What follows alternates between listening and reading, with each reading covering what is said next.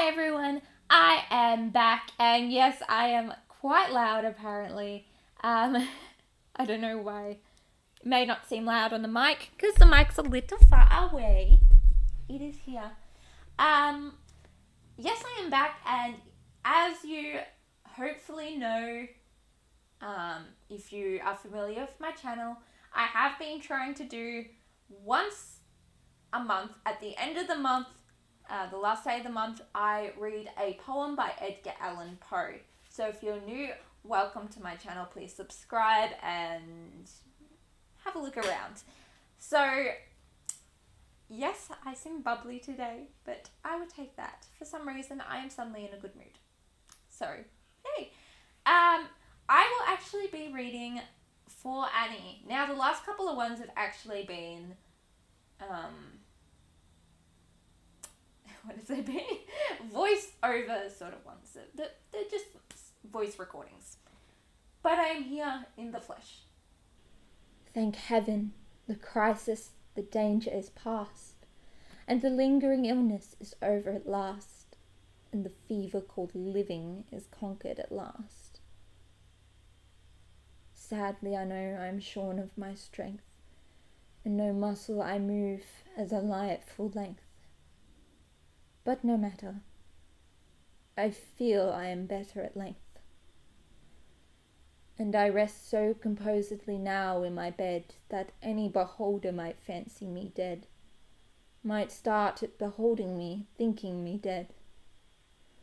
The moaning and groaning, the sighing and sobbing are quieted now, with that horrible throbbing at heart.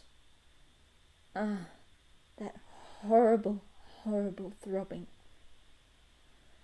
The sickness, the nausea, the pitiless pain have seized with the fever that maddened my brain, with the fever called living that burned in my brain. And oh, of all the tortures, the torture the worst has abated, the terrible torture of thirst for the naphthaline river of passion accursed, of drink of a water that quenches all thirst, of a water that flows with a lullaby sound from a spring but a very few feet underground, from a cavern not very far down underground.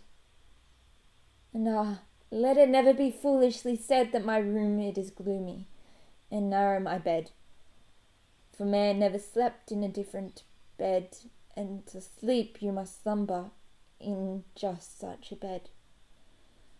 My tantalized spirit here blandly reposes, forgetting or never regretting its roses, its old agitations of myrtles and roses, for now, while so quietly lying, it fancies a holier odour about it of pansies, a rosemary odour commingled with pansies, with rue and the beautiful Puritan pansies. And so it lies happily bathing in many a dream of the truth and the beauty of Annie, drowned in a bath of the tresses of Annie. She tenderly kissed me, she fondly caressed, and then I fell gently to sleep on her breast, deeply to sleep from the heaven of her breast. When the light was extinguished, she covered me warm, and she prayed to the angels to keep me from harm, to the Queen of the angels to shield me from harm. And I lie so composedly now in my bed, knowing her love that you fancy me dead. And I rest so contentedly now in my bed with her love at my breast, that you fancy me dead, that you shudder to look at me thinking me dead. But my heart it is brighter than all of the many stars in the sky, for it sparkles with Annie.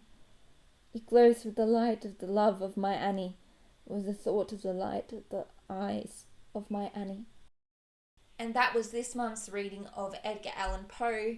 Thank you so much for listening and watching my reading, and I hope to see you all next week. Bye, guys.